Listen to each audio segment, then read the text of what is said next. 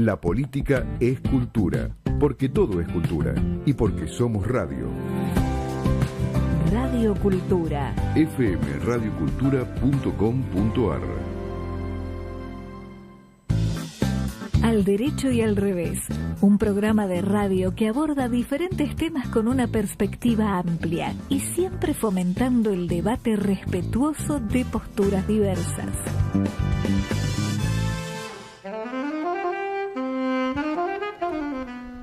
Buenas tardes, ¿qué tal? ¿Cómo andan? Empezamos el programa número 355 de Al Derecho y al Revés. Lo tenemos a Agustín Romero en la operación, está como siempre Fede Politi en la producción. Acá estamos con Marta Ollanarte, equipo cuasi completo hoy, Marta. Sí, qué paciencia a nuestros oyentes. Impresionante, impresionante. Mercedes Jones y nuestro querido amigo Marcelo de Jesús desde Washington. ¿Cómo andan? Hola, ¿cómo están? Alejandro, Marta, Mercedes, qué gusto reencontrarme. Si bien estamos en contacto a veces por WhatsApp o por mail, esto es mucho más cercano, así que bueno, un gusto estar acá. En realidad quisiéramos tenerte en circunstancias donde podamos hablar de cosas lindas, gratificantes, amables. El tema de hoy es un tanto complicado, por eso necesitamos tu voz sabia. Bueno, pero antes de empezar con el tema más complicado y más terrible, como es el tremendo intento de asesinato de Donald Trump ayer, antes de ayer, Sí. cómo se van los días, Sí. es tremendo. Sí.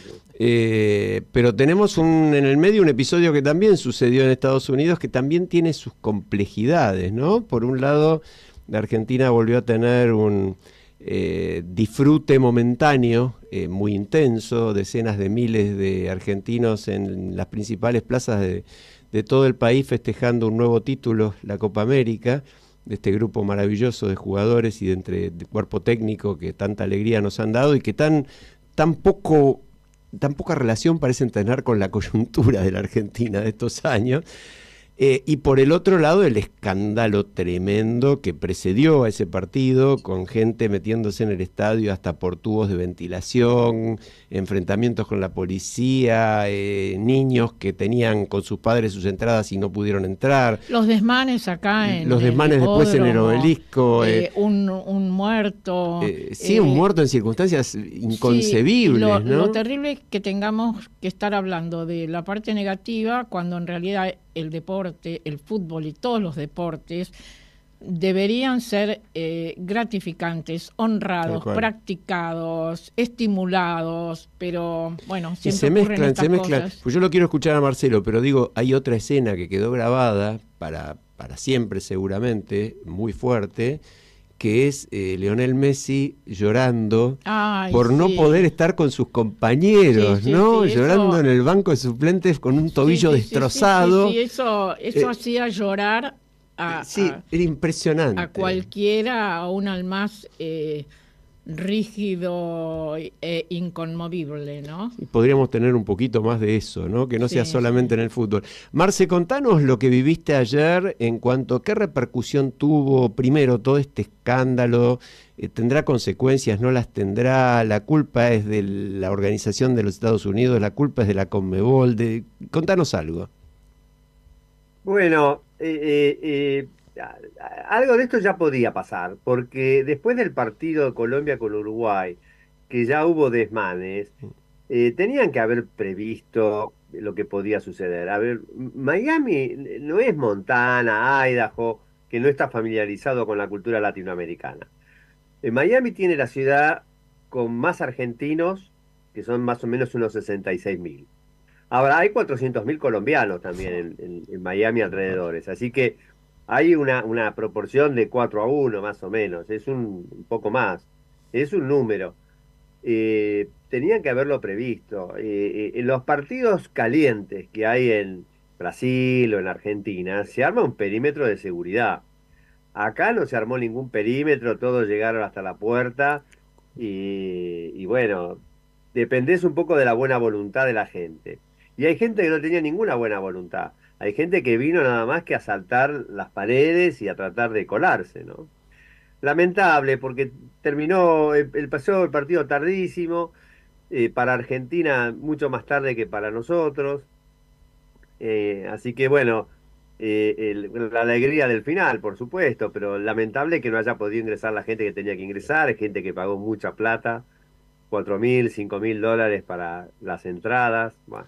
Sí, y por ahí algunas cosas, sí, pero no nos vamos a quedar mucho en el tema, pero algunas cosas que dijo otro argentino, el entrenador de Uruguay, Marcelo Bielsa, un tipo muy respetado en el ambiente, y que señaló lo que al propio Scaloni lo quisieron sancionar por decir, ¿no? Campos de juego que no eran aptos para la práctica del fútbol, estado de los campos espantosos, las propios estadios eran de fútbol americano, que no tiene que ver con el fútbol nuestro. Una improvisación que, bueno, es preocupante pensando que en 2 años Estados Unidos va a organizar el próximo Mundial, ¿no? Sí. Y, bueno, ahí hay dos cosas. Perdón, Marta, vos querías hablar. No, yo ya pensaba pasar al otro tema, que está entonces, vinculado también con la cuestión de oración. seguridad, ¿no? Sí, una oración nada más. El Mundial lo organiza la FIFA, en realidad. Así que ellos van a estar controlando mejor que la CONCACAF o que la CONMEBOL. En segundo lugar, se disputaban en estadios de fútbol americano por la capacidad. Acá una cancha de fútbol normal, digamos, puede tener 20.000, 25.000. Las de fútbol americano son de 60.000, 80.000. Incluso la de una universidad puede tener 60.000 plazas. Claro. Por eso se tiene que disputar en turf. O cambiar el pasto, ¿no? Pero bueno, si quieren pasamos ya al tema de ahora, ¿no? Bueno, vos mencionabas al comienzo una serie de cuestiones que dieron lugar a estos desbordes y que por supuesto tienen que ver con la seguridad.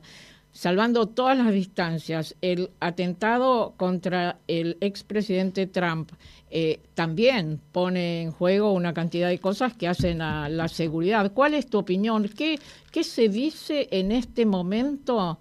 Vos estás, digámosle a nuestros oyentes, estás en Washington en este momento, ¿no? Sí. ¿Qué se dice? Y contanos algo en relación a la vida cotidiana.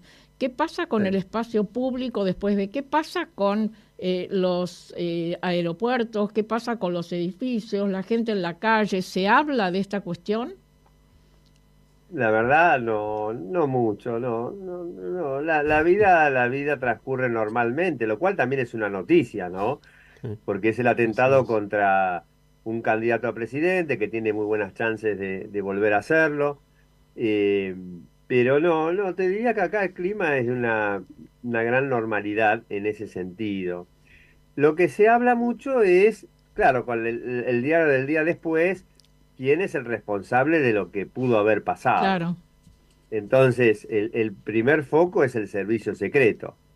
De eso hay muchas versiones, ¿no? El servicio secreto podría haber recibido algún aviso, como que vieron al tirador antes, que el tirador estaba dentro de un perímetro que el servicio secreto tendría que haber controlado, que es un edificio en altura. El servicio secreto dice que no, que esa distancia ya le correspondía a las autoridades locales, en fin. Además ahora están diciendo que hubo más de un tirador, ¿no? Serían 3, no se sabe. Y no se sabe eso, la verdad que lo último que yo sabía es que es un lobo solitario, ¿no? Dentro de las categorías en términos de defensa son los más difíciles de ubicar. Claro. Pues son personas que no tienen historial, este chico no tenía nada en las redes sociales en principio, no había sido investigado nunca, el arma la compró el papá. Sí, 20 años, ¿no? Además, sí, 20 años. Muy joven. Además, yo creo que la realidad a veces nos pone ante circunstancias que decís, esto parece premeditado. Crook, que así es el nombre del tirador, es en inglés, vos nos dirás, villano, ladrón, ¿no? Sí, delincuente, es un delincuente así. Es cierto. Ahora, marcado por el apellido. Sí, marcado por el apellido. Además hay que tener experiencia para tirar con ese rifle a esa distancia, ¿no? Tal cual. porque podría haber ido a un árbol el tiro si uno no sabe. Pero si uno sabe, tiene que haber practicado en algún momento, en alguna oportunidad para tirar. Claro. Sí, otro tema. eso, Dale, sí. Mercedes, dale vos. No, lo que digo es que uno de los comentarios transversales a todas las noticias tenía que ver con esta idea que es simplista, pero muy clara, de que uno puede comprar un arma casi que en un supermercado. Yo iba a hablar de exactamente de eso. Acceso, Exactamente claro, de eso. ese acceso es terrible, y encima tampoco es algo que se controla, como vos decís, Marcelo, el que uno vaya a una práctica de tiro y que lo haga con cierta habitualidad, o sea, que esté preparado para matar. Sí, había un par de comentarios que me parecía interesante para la audiencia, ¿no? Aparte de este chico que está registrado como republicano, pero que también apoyó a Biden, en fin, por unos pocos dólares. Pero este atentado ocurrió en lo que se conoce como Trump Country, es decir, el país de Trump, porque esa zona de Pensilvania es sumamente republicana y Trump ganó muy bien ahí. Entonces, es muy sintomático que esto haya ocurrido en un lugar no hostil, sino por el contrario, tan amigable para el expresidente. El punto dos es, ¿cómo va a cambiar la retórica de Trump ahora con respecto a los inmigrantes? Porque él viene diciendo que los inmigrantes son o delincuentes o escapados de un hospital neuropsiquiátrico. Pero este es un norteamericano puro y de pura cepa, es blanco además. No es un ciudadano que se convirtió en nada. Entonces, este discurso de Trump contra los inmigrantes, con esas características, yo no sé si lo van a revisar con este atentado de este chico. Vos sabés que yo iba a hacer un comentario histórico muy breve, ¿no? 4 presidentes norteamericanos fueron asesinados: Lincoln, Garfield, McKinley y Kennedy, John Fitzgerald Kennedy. ¿Quién no recuerda qué estaba haciendo en el momento que se enteró del atentado contra Kennedy? Tal cual, ¿no? los que teníamos edad para recordarlo, sin ninguna duda lo recordamos. Pero además hubo cantidades de atentados contra otros: Truman, Reagan, Ford, los dos Roosevelt, tanto Theodore como Franklin. Hubo dos precandidatos uno que iba a ganar las elecciones, como Bob Kennedy, el hermano de John, que fue asesinado, y otro que no iba a ganar, pero que era competitivo, George Wallace, el sureño racista también, que quedó inválido para toda su vida. Es decir, es una historia de violencia muy fuerte, y a mí me resultaba paradójico, Marce, quería una reflexión tuya sobre esto, cómo quienes más han postulado que está en la Constitución el derecho a portar armas, como decía Mercedes, ¿no? Que se compran en un supermercado un arma para tirarle un tiro a alguien a 150 metros, se compra en un supermercado. ¿Qué dicen frente a esto? ¿Sigamos vendiendo armas? Bueno, en primer lugar, esta es una violencia muy focalizada en la violencia política. La vida diaria en Estados Unidos, el crimen viene descendiendo, ¿no? Baltimore, por ejemplo, que es una de las que estaba entre los primeros 5, sigue estándolo, pero el crimen, el homicidio, el crimen violento, todo eso se ha reducido desde el año pasado y el anteaño. Así que estamos viviendo una situación donde no es perfecta, pero es muy pacífica en términos generales. Entonces, es una violencia, digamos, política muy focalizada en los líderes políticos. También hubo otro atentado hace 3 años contra un legislador. Ellos juegan un partido de congresistas al béisbol, y en el medio de la cancha alguien empezó a tirar tiros y agarró a un senador y a un representante. Bueno, también esa violencia existe. Esa es la única reflexión que yo podría agregar para lo que mencionás, ¿no? Qué bárbaro, ¿no? Yo te quería preguntar, de todas maneras, la imagen de Trump con el puño diciendo lucha, como no, esa imagen, ¿cuál fue la lectura que se hizo? ¿Qué interpretación? Mirá, hoy en la BBC la periodista entrevistó a varios norteamericanos que estuvieron ahí en el rally, haciéndoles la misma pregunta. No está muy claro si significa, bueno, ahora tenemos que salir a pelear y a luchar, literalmente, o si tenemos que decir, tenemos que ser fuertes. Ese puño levantado, gritando fight, bueno, es eso. Después la multitud, cuando él se iba, empezó a gritar USA, USA, bueno, eso parecía más lógico, pero es difícil interpretar qué quiso decir. Yo creo que es una muestra, o que quiso dar una muestra de que estoy bien, de que soy fuerte y de que esto no me va a vencer. Yo lo interpretaría así. Las personas, algunos lo interpretaron en forma un poco más dura, algunos, Más literal, digamos. más literal, sí. Claro, Sí. en algunos casos uno puede decir, en circunstancias tan terribles como esta, la persona agredida reacciona con humildad, ¿no?, hacia el futuro. Pero no es este el caso de los omnipotentes, los casi feroces como Trump, que seguramente esto va a incrementar su odio. Bueno, con Bolsonaro pasó lo mismo. Claro, algunos, Claro. no sé, leía ayer alguno de los tantos comentarios de alguien de Estados Unidos que decía, cambió todo, pero no cambió nada. No cambió nada en el sentido de que de aquí a noviembre, que es el próximo destino electoral de los estadounidenses, sigue y quizá aumentando su porcentaje el mismísimo Trump, Sí, ¿no? sí. Sí, mira, en línea con lo que decís, Marta, después del atentado, el mismo sábado a la noche y durante el domingo, el equipo de Trump venía diciendo que más que una explicación, estaban buscando responsables. Y decían, esto es lo que logró Biden, diciendo que Trump es un autoritario y que es un dictador, en fin. Dicen, esta retórica agresiva es lo que genera o lo que generó el atentado, ¿no es cierto? De eso el equipo de Trump insistió bastante, que la persecución demócrata judicial, la persecución que lo han querido poner en la cárcel, todo eso es parte de una gran campaña que culminó con este atentado. Ahora, vamos a ver cómo sigue en los próximos días, porque Biden lo llamó a Trump para saludarlo, Sí. para ver cómo estaba. Después Biden dio un discurso muy correcto, que la violencia política no es aceptable. En fin, vamos a ver qué dice Trump.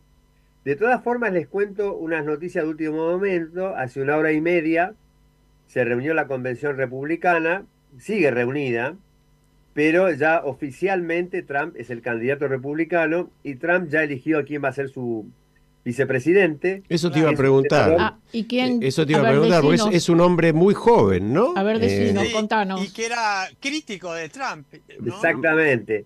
Él compitió contra Trump cuando Trump finalmente fue el candidato elegido en el año 2016, pero después se convirtió en un trumpiano de primera hora.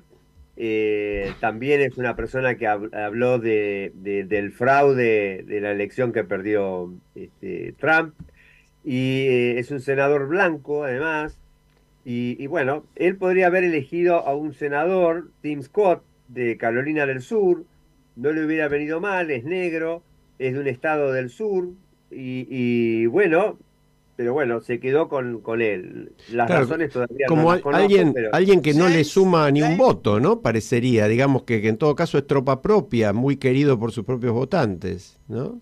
sí, sí. Contanos el perfil de Vance, si Sí, podés, no, Marcelo. Vance es un hombre relativamente joven, es abogado, blanco, digamos, no es que ha tenido una carrera destacada en el Senado, y, en fin, la verdad es que él venía sonando, estaba en la lista corta, Ujú. pero yo creo que Trump podría haber elegido a Tim Scott de South Carolina o al gobernador de Dakota del Norte, que sí hizo bastante campaña en las primarias, estuvo haciendo carrera junto a Trump, que era otra persona que podría haberlo ayudado. Pero bueno, Dakota del Norte no trae muchos votos, Ohio sí.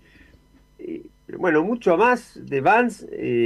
Sí, es muy nuevo todo, muy reciente. Bueno, vamos a ver qué ocurre con, yo con te quería esto hacer de acá a noviembre, ¿no? Y vamos a... Sí, vamos a seguir obviamente con Marcelo todo el tiempo con este tema. Le vamos a decir a Marcelo que también opine sobre el próximo tema. Le vamos a preguntar dónde estaba. O sea, que hay una cosa que quiero decir antes de pasar al otro tema, que me parece muy importante, pero ha habido planteos de republicanos bastante extremos que coinciden casualmente con las declaraciones de nuestro presidente y del presidente ruso, que intentan responsabilizar también a los medios por la campaña de violencia, claro, y por el atentado a Trump.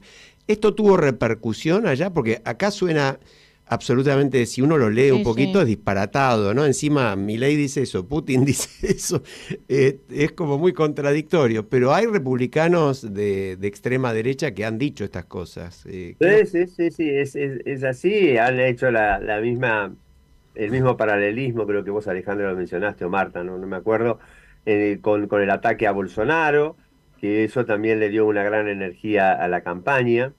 Y conversaba con Mercedes antes de abrir el programa la posible radicalización de Trump. El gran temor acá es qué va a hacer con la OTAN y qué va a hacer con Ucrania. Tal cual. Porque es el gran problema, ¿no? Trump y su equipo tienen una gran aversión a todo lo que sea extranjero. Y los culpa de los gastos en que incurre Estados Unidos, los culpa de los males. Por eso impone tarifas, por eso habla mal de la inmigración.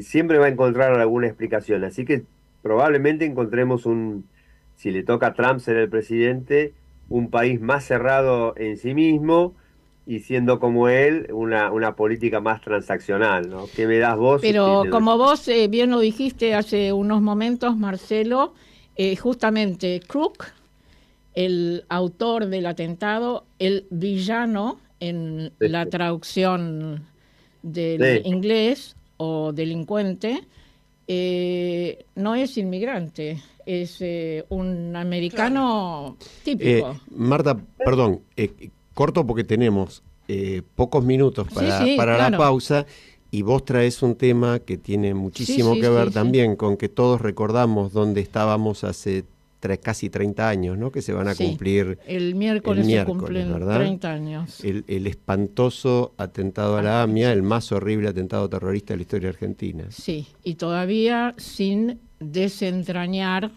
en sus vericuetos más terribles, ¿no? Sí, yo quiero ponerle rostro a este hecho, ponerle rostro al número 85, no haciendo mención a los 85, sí a una persona, la hija de Sofía Guterman. Andrea Guterman tenía 28 años y ese día fue a la AMIA a dejar su currículum. Era maestra jardinera y bueno, ocurrió lo que ocurrió. Sofía se convirtió en una luchadora incansable. La conocí en un programa de televisión, que habíamos sido ambas invitadas. Poco tiempo después me dijo que estaba escribió poemas para su hija. La AMIA le publicó un libro, tiene otros publicados después, y además es una asidua asistente a escuelas, a distintos lugares, para mantener viva la memoria, ¿no? Y yo quiero recordarla, no la conocí, pero quiero recordarla a Andrea, ponerle rostro a uno de esos números, citando este libro, Del corazón al cielo, se llama. Sofía me pidió que lo prologara, cosa que hice, pero no voy a hablar del prólogo, por supuesto, voy a leer un pedacito de uno de los poemas. Dale. Se llama Regalo tus muñecas. Los rostros serenos, tristes y risueños de tus muñecas me contemplan extrañados desde una caja. Quizás se pregunten, ¿qué cosa me pasa? ¿Por qué interrumpo su retiro y su descanso si están esperando que tu hija nazca? Están todas por tus hábiles manos peinadas, vestidas impecables a pesar de los años. Las guardabas con celo para tu futura hija. Y ahora yo no te tengo a ti, ni tengo nieta, ni nada. Qué bárbaro. Tremendo. Tremendo nuestro homenaje a las víctimas del atentado a la AMIA, nuestro deseo, como siempre, de memoria, de verdad y de justicia en todos los terrenos. Marcelo de Jesús, muchas gracias por tu participación. Te mandamos... No, al contrario, pero quiero hablar un segundito sobre la AMIA. Dale. Me faltaba, como Mercedes venía muy callada hoy, alguien tenía que violarme el cierre para la pausa. Dale, dale. Pero yo ese día pasé media hora antes del atentado, porque yo trabajaba en Corrientes al 2300, Corrientes y Pasteur. Y lo que vi después de cuando explota la bomba, que lo pude escuchar desde la oficina que yo tenía, después el desorden, la gente corriendo, que nos decían que iba a poner bombas en otros lugares, que no se sabía bien qué había pasado, ¿no? Pero yo lo tengo como un acontecimiento bastante cercano a mi vida personal. Yo recuerdo a mi mujer, nosotros vivíamos a 3 cuadras de allí, llamándome diciendo, ¿escuchaste? Yo estaba en el estudio a 10 cuadras y había escuchado algo. Claro, claro. Sí, y recuerdo todos del brazo en esa noche tremenda en el Congreso, más de 200.000 personas reclamando, ¿no? Y se me pone la piel de gallina. Bueno, en la pausa musical de hoy, justamente, traemos esa versión maravillosa de hace 8 años de 100 artistas argentinos populares cantando en la memoria de León Gieco. Ya volvemos. Gracias. Todos los muertos de la AMIA, todos los muertos de la AMIA, todos los muertos de la AMIA, todos los muertos de la AMIA, y los de la Embajada de Israel, el poder secreto de las armas, la justicia que mira y no ve, todo está escondido en la memoria, refugio de la vida y de la historia.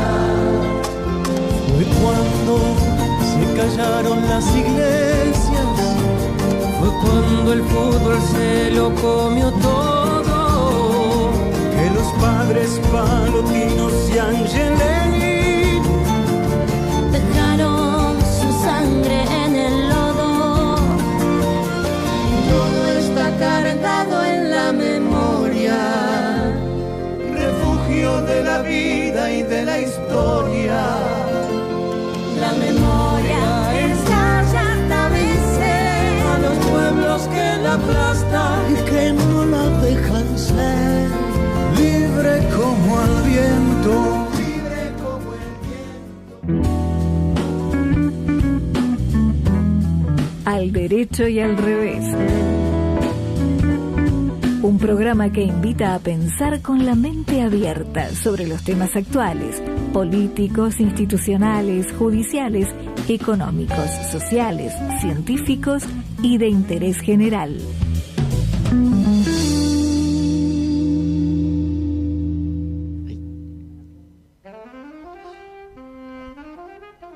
Bueno, estamos de vuelta.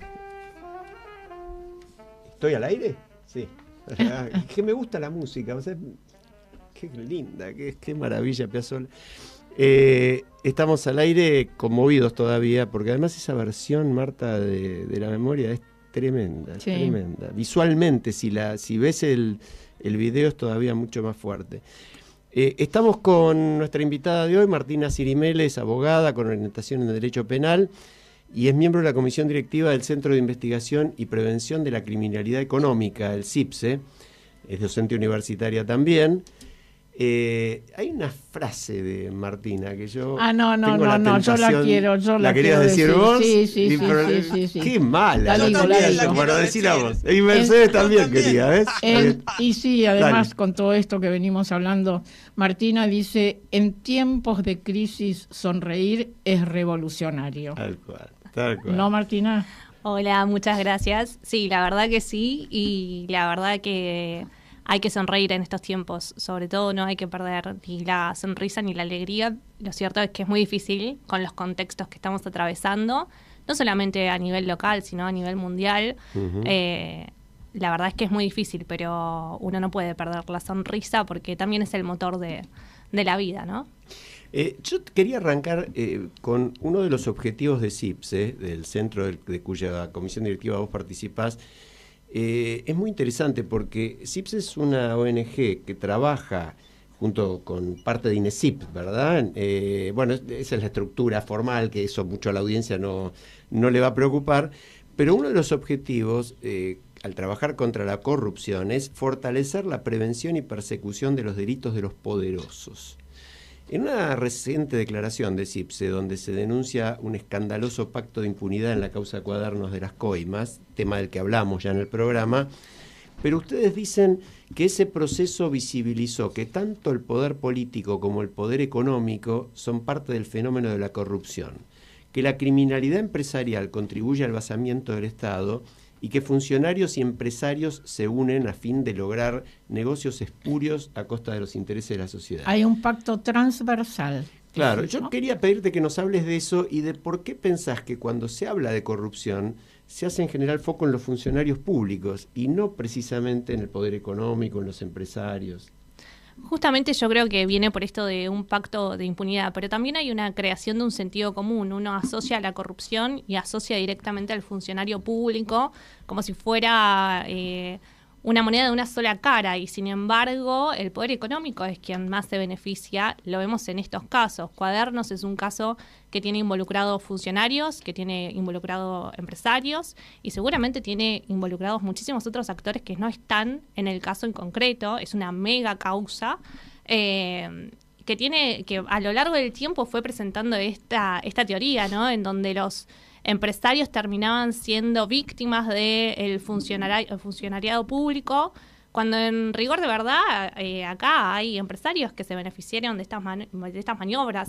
Lo de Calcaterra es un claro ejemplo, pero acá también es esto, es transversal. No solamente está el Poder Ejecutivo, no solamente está el Poder Económico, sino que está el Poder Judicial, está el Ministerio Público Fiscal, están diversos actores que contribuyen a que exista un pacto de impunidad. Y que esto no es nuevo, porque si nos vamos a las causas del 90, si nos vamos a las causas del 2000, hace poco inició el juicio del caso de Skanska, después de 18 años. Entonces, acá hay que mirar un poco más alto y no quedarnos detenidos en este sentido común, sino pensar cuáles son las herramientas que podemos aplicar para perseguir eficazmente. Y necesariamente tenemos que dotar a un Ministerio Público Fiscal de herramientas para que sea seria la persecución. ¿Cuáles serían esas herramientas? En primera instancia hay que instalar el sistema acusatorio a nivel federal. Ya no puede ser que haya jueces investigando. No puede ser, no puede suceder. Y tenemos un código sancionado desde el año 2015 que no está implementado, que se está implementando en algunas provincias de nuestro país, eso es cierto, que estuvo detenido mucho tiempo esta implementación, por un juego de poder también, ¿no? ¿Por qué no le explicas a la audiencia qué es el sistema acusatorio? Exacto. Les voy a explicar lo que es ahora y lo que tiene que pasar a ser. En el sistema actual, que teóricamente se conoce como inquisitivo mixto, tenemos una investigación que está a cargo del juez. O sea, el juez, si uno piensa en los que vemos y conocemos, Bonadío era un juez que investigaba permanentemente. El Ministerio Público Fiscal no estaba presente como una figura de investigación, sino de acusación, y acompañaba esa investigación. Y después generaba respecto a esa investigación una resolución. O seguía o no, y se controlaba propiamente su investigación. La propuesta del sistema acusatorio es dividir los roles. Un juez que juzgue, un fiscal que investigue y acuse, y la defensa que represente los intereses de las personas imputadas en un caso. Como se ve en las películas. Como se ve en las películas. Sí. Y si incorporamos al sistema de juicio por jurados, muchísimo mejor, porque incorporamos a la ciudadanía a un poder que está totalmente sesgado o apartado de la ciudadanía. Esto suena tan lógico, tan racional, tan deseable. ¿Cuáles son los elementos que impiden que esto se concrete? ¿Qué nos puedes decir? Son múltiples los elementos, pero acá también hablamos de sacarle poder a los jueces, ¿no? Esto está claro, porque si nosotros sacamos las facultades de investigación al Poder Judicial, estamos tocando las estructuras del Poder Judicial propiamente dicho. Incluso cuando incorporamos la figura del juicio por jurados, le sacamos el poder también a los jueces, que es un poder muy, muy, muy concentrado, ¿no? Vos sabés que hay una reflexión, Mercedes, hago una sola cortita, vale. Mercedes, porque tiene que ver con esto. Todos sabemos, pero bueno, podemos recordarle a la audiencia, porque no todo el mundo le interesa el tema, que hay juicios por jurados, por ejemplo en la provincia de Buenos Aires, que hay, como vos dijiste, sistema acusatorio funcionando en buena parte del país. Casualmente, entre comillas, Comodoro Pi es justamente el lugar donde se juzga la corrupción, todos los delitos de corrupción importantes de la Argentina. Ahí no funciona el sistema acusatorio. ¿Mi presunción es demasiado paranoica o es así? No, la verdad es que no funciona.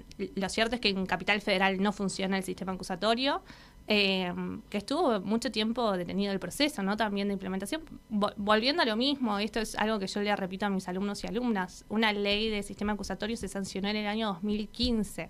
Estamos en el año 2024, se debería estar implementado en todo el país y sin embargo no es solamente Capital Federal, donde sí se manejan grandes causas de corrupción, sino y de criminalidad económica. A mí me gusta decir más criminalidad económica para cambiar un poco esto del sentido común, sino que a lo largo y ancho del país tardó mucho. Recién ahora, con cuestiones que son también muy coyunturales, se empieza a expandir la aplicación de este sistema, la implementación de este sistema. Que lo cierto es que es un gran logro igualmente, porque era necesario. Sin embargo, no puede ser que estos procesos duren tanto tiempo.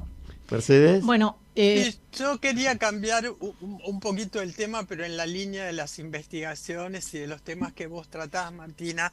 En un texto, La trata sexual en Argentina a 10 años de la ley y qué investigó la justicia, es la pregunta. Vos allí tomás el capítulo 7 y hablas del delito de trata y de las investigaciones patrimoniales. Decís, medio que para el lego y para la audiencia, uno de los focos que vos planteás en diferentes tipos de delitos es justamente el núcleo de lo patrimonial, de lo económico, y me parece una perspectiva en algún punto tan novedosa y pareciera que tan necesaria que me encantaría que lo explicaras, por supuesto que sintéticamente, pero que explicaras en qué consiste esta perspectiva. Lo cierto es que la trata con fines sexual o con fines laboral tiene siempre un fin económico. Casi todos los delitos de criminalidad económica, o sea, lo que persiguen es una ganancia. Si nosotros estudiamos solamente la responsabilidad de la persona y no vemos el flujo de dinero que hay alrededor o lo que se genera alrededor, no vamos a poder desarticular hablamos mucho de mercado nosotros en CIPSE, el mercado criminal que se genera. Vamos a poder alcanzar quizás una perspectiva de esa organización criminal, pero no la vamos a desarticular. En cambio, si nosotros pensamos en trabajar sobre los flujos de activos o sobre los bienes de esas organizaciones criminales o de quienes estamos investigando, lo cierto es que tenemos más posibilidades de ser eficaces y desarmar ese circuito criminal que llegó a nuestro conocimiento. Lo mismo con el narcotráfico. Acá se habló hace poco de la ley antimafia y lo cierto es que hay normas para incidir en los bienes de las estructuras criminales. Lo que a veces falta es la voluntad de incidir sobre esas estructuras criminales y hay que pensar, ¿no? ¿Por qué es que falta esta voluntad? Porque las normas existen. Tenemos un código penal que también lo establece. Hay normas que hablan de la recuperación de activos. Ustedes es un tema que ahí, claro, trabajan mucho. Contanos ¿Dónde y por qué se traba todo eso? Lo cierto es que es necesario que los funcionarios o los operadores judiciales estén capacitados para poder investigar este tipo de situaciones. La verdad es que se trabaja o se investiga mucho sobre la responsabilidad personal de una persona y sin embargo los activos no son quizás una hipótesis a investigar. Y entonces hay que incorporar esto también a las investigaciones penales. ¿Qué falta? Es un camino que hay que recorrer y que además hay que concientizar, porque ¿para qué queremos recuperar activos? Y bueno, en un caso de corrupción, para que esa plata que está malversada o que está viciada sea destinada a comprar, no sé, insumos para un colegio o insumos para un hospital. Sin embargo, si no hacemos eso, si no actuamos sobre los activos desaparecen. Ahora, con las leyes que hay, podría lograrse eso. Podría, y es obligación de los operadores judiciales aplicar estas normas y pensar en recupero de activos y antes de los recuperos de activos en medidas cautelares para que los bienes no se desaparezcan. No se evaporen, claro. Ahí te hago una pregunta vinculada con un proceso muy interesante que vivió Brasil, que es el famoso Lava Jato. En el Lava Jato se recuperaron más de 3.000 millones de dólares, ¿no? Es decir, simplemente haciendo que, bueno, yendo a las grandes empresas que habían sacado enormes beneficios, corrompiendo con coimas a los funcionarios públicos, más allá de lo que se quedaron los funcionarios públicos, que sobre eso también se fue, diciendo, bueno, señores, indemnicen. Eso yo no recuerdo que se haya hecho nunca, exacto, nunca se hizo en la Argentina. ¿Vos conocés algún caso? Muy aislados, ¿no? Alguno que otro. María Julia Alzogaray, creo, en algún momento. María Julia Alzogaray fue distinto porque se actuó sobre el bien, sobre el Petit Hotel, se decomisó. Ahora, en el caso Securitas, que estuvo tan resonado, fue tan resonante en términos de criminalidad económica, tuvo un acuerdo de colaboración en términos de responsabilidad empresarial que comprometió a que las empresas paguen, pero no. Lo cierto es que hay que hacer un estudio también de cómo se dan esos procesos para ver cómo podemos traerlos acá y fortalecer lo que se hace en Argentina. Yo creo que es una deuda pendiente la sanción eficaz de la criminalidad económica, y ya te digo, Cuadernos, Siemens, Skanska, IBM, Banco Nación, te podría decir 1000 ejemplos de casos que no han tenido condenas, que no se han recuperado activos y que no se ha reparado el daño social que generó ese tipo de delincuencia acá en Argentina. Sin embargo, nos resuenan quizás los más de lo de los últimos años, ¿no? Obra pública y demás. Pero hay un gran cúmulo de casos que necesitan trabajarse desde un enfoque como sucedió con Odebrecht. Bueno, aún en el de obra pública que yo recuerde, ahí te doy, Mercedes, en el de obra pública que yo recuerde, tampoco hubo ninguna persecución dirigida al recupero de activos, ¿no? Ni siquiera en los más famosos, digamos. No, y lo cierto también es que está atravesado por muchas cuestiones también ese caso, ¿no? Que yo creo que hablaba con gente conocida de la academia y gente conocida del ambiente, que ponía el foco en la legitimidad, ¿no?, que tuvo todo ese proceso también, más allá de que fue un caso con condena, ¿no? Porque hay que fortalecer la legitimidad de la justicia en estos casos también. Y yo creo que ese caso en concreto tuvo una cuestión muy resonante en términos de, bueno, esto le da legitimidad a la justicia. Mucha gente dudando si estaba correcta la investigación, si no estaba correcta la investigación. Cuadernos empezó con mucha fuerza en su momento y sin embargo se fue desvaneciendo por cómo se actuó hacia dentro de la justicia también. Entonces hay que dotar de una cierta legitimidad o hay que darle fuerza a esta justicia que tenemos también, no para que impulse procesos serios y que tiendan a la reparación de los daños. Mercedes. Sí, yo querría repetir el nombre CIPSE, Centro de Investigación y Prevención de la Criminalidad Económica.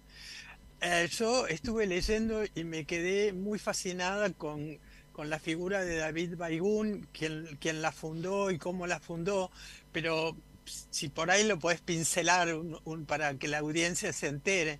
Pero sobre todo me quedé muy admirada con la actividad que desarrollan, con los cursos que desarrollan y con tu rol de coordinadora del equipo de investigaciones feministas sobre el poder económico. O sea que me encantaría, si podés, sintéticamente, contarnos qué hacen en CIPSE y nada, lo que quieras sobre David Baigón. Yo creo que de David lo que puedo contar El tute. Lo que puedo contar es justamente no este ímpetu por crear una organización junto con Alberto Binder, Pedro Vizcay y demás en un año que fue el 2003 que se creó el CIPSE, que fuera a trabajar estos temas, ¿no? Y fuera a trabajar estos temas con tanta seriedad y con tanto esfuerzo. Yo hoy justo tenía una reunión con Pedro y contábamos que una de las primeras acciones del CIPSE fue desplegar una base de datos de causas de corrupción cuando en el país no había nada sistematizado respecto de corrupción y criminalidad económica. Entonces, visibilizar que esto es una cuestión que daña mayoritariamente, ¿no?, a los sectores más vulnerables también, la corrupción y la criminalidad económica. Esto es lo que dice el tute, o lo que decía, es justamente daña a los sectores más vulnerables de la sociedad. Y ahí viene también esto de, bueno, y si el sector más vulnerable tiene que ver con los grupos LGBT y las mujeres, necesariamente esto tiene un impacto diferenciado, porque así como la economía o las cuestiones económicas tienen un impacto diferenciado en las mujeres, lo cierto es que la criminalidad económica también. Entonces, una de las cuestiones principales que nosotras estudiamos cuando creamos este grupito hacia dentro del CIPSE fue justamente esto, visibilizar que este tipo de criminalidad también afectaba de manera diferenciada a las mujeres y los grupos LGBT.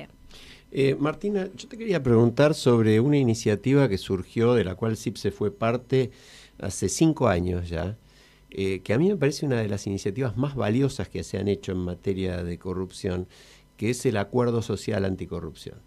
Hecho lo hemos mencionado algunas veces en el programa, pero vale la pena recordarlo, hecho por 4 entidades: Poder Ciudadano, CIPSE, ASIG y Directorio Legislativo, si mal no recuerdo, 4 expertos que tenían la particularidad, además de su trayectoria, de pensar muy distinto entre ellos.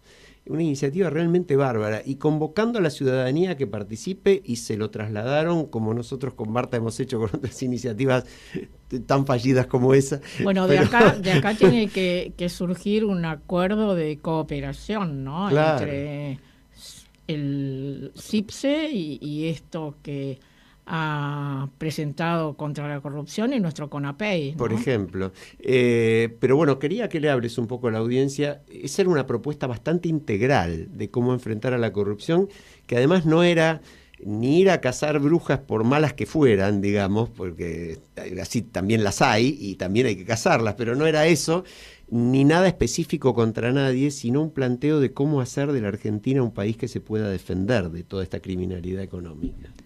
Fue un proceso muy rico en su momento, justamente porque las personalidades, además de ser las organizaciones, nosotros somos todos organizaciones compañeras, pero había personalidades, especialistas que eran muy diversos en términos políticos partidarios también, ¿no?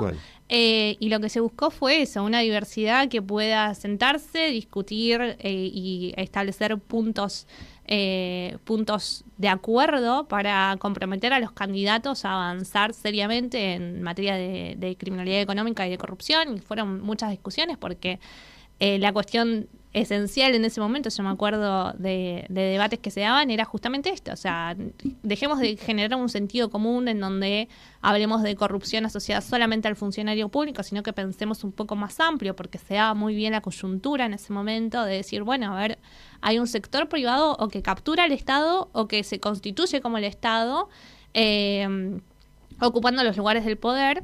Y entonces hay que poder generar normativas y compromisos de quienes van a asumir la función pública, de que eso no puede darse así y que hay que cambiar las normas. ¿Qué les pasó en el transcurso de estos 5 años? ¿Y en qué estado están ahora? ¿Qué nos pasó? Nos pasó de todo. Yo creo que no hay una respuesta única a esa situación. Yo creo que lo cierto es que tenemos una gran problemática en ese sentido. No hay una concepción seria de los partidos políticos cuando asumen el poder de decir, bueno, a ver, esta es mi clara directiva en materia de criminalidad económica y corrupción. Y escucho a la sociedad civil y creo que no es un problema solamente nuestro. A nivel regional esto se da en Centroamérica, justo que estamos estudiando en CIPSE algunas cuestiones de Centroamérica, es muy similar. Entonces hay como una cuestión de no tomar en serio esta situación, pero además porque realmente si nosotros tomamos las patas de, ¿no?, la criminalidad económica, también tenemos el financiamiento ilegal de la política, tenemos el funcionario que es sobornado, tenemos el que pide una coima, tenemos un montón de patas estructurales, tenemos los bancos, tenemos el poder económico en su magnitud metidos acá. Entonces hay que tomar el toro por las astas muy, muy fuerte en este sentido, me parece. Tenemos todo eso y tenemos al conjunto de la sociedad que dice, bueno, esto siempre fue así, esto lo que es público es de nadie, y el que llega y asume el poder, bueno, sí, hace lo que puede, lo que quiere, roban, pero hacen tantísimas cosas que podemos rescatar de la cultura popular y que necesariamente tenemos que empezar a cambiar hábitos sociales en relación a esto y comprensión de que esto nos afecta absolutamente a todos y, como decimos en el documento de la CONAPEI, la corrupción mata. Sí. Sin dudas. Ahí, Martina, a mí me interesa mucho, me pareció muy fuerte un viraje que no sé si es así realmente, porque cuando uno lee, y en mi caso por ahí tergiverso, me pareció también un foco interesante el trabajo que están haciendo con la Federación Argentina de Municipios en iniciativas que tienen que ver con la promoción de la integridad y la transparencia en anclaje territorial, que a mí esta cuestión de controlar y de punir me parece que es necesaria. Ahora, Marta, sobre todo, es la paladina de lo importante que es promover la integridad, los valores y la ética, además de controlar, reducir, detener la corrupción, ¿no? Ir por el otro sendero. Y me encantaría que nos contaras sobre este tema, ¿no?, de la promoción de la integridad. Sí, puedo dar mi opinión por haber trabajado en la Oficina Anticorrupción también. De hecho, ahí se hizo un fuerte trabajo sobre lo que es la integridad en el año, bueno, en el gobierno, sí, en el gobierno de Alberto Fernández. Se trabajó mucho sobre la perspectiva de la prevención, ¿no?, y fortalecer a los organismos públicos, generar enlaces de integridad y demás para poder nutrir fuertemente esta parte de la integridad. Lo que me parece también es que uno no puede partir de la base de que los funcionarios públicos no son íntegros. Creo que hay que dotar de herramientas para que justamente los procesos y los mecanismos de rendición de cuentas funcionen de manera transparente, que es lo que me parece que falla, sobre todo a nivel de los organismos que componen el Poder Ejecutivo, ¿no? Porque si nosotros damos herramientas que puedan facilitar esto, ¿no?, la rendición de cuentas, me parece que el punto es la rendición de cuentas, más allá de generar manuales de conducta o códigos de conducta y demás, que además eso requiere como un fuerte trabajo también de fortalecer y de capacitar a los funcionarios públicos. Creo que hay que generar mecanismos que permitan la transparencia, ¿no?, y la rendición de cuentas por parte de los funcionarios.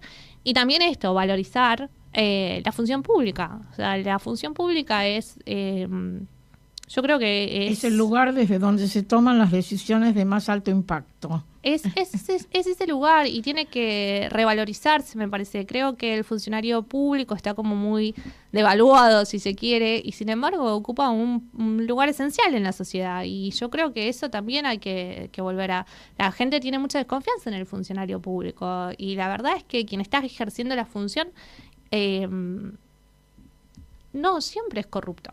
Y uno parte de la inversa, ¿no? El principio de inocencia en el caso del funcionario público es como, bueno, siempre es corrupto, la excepción es que no lo sea, y en realidad no es así. Tal cual.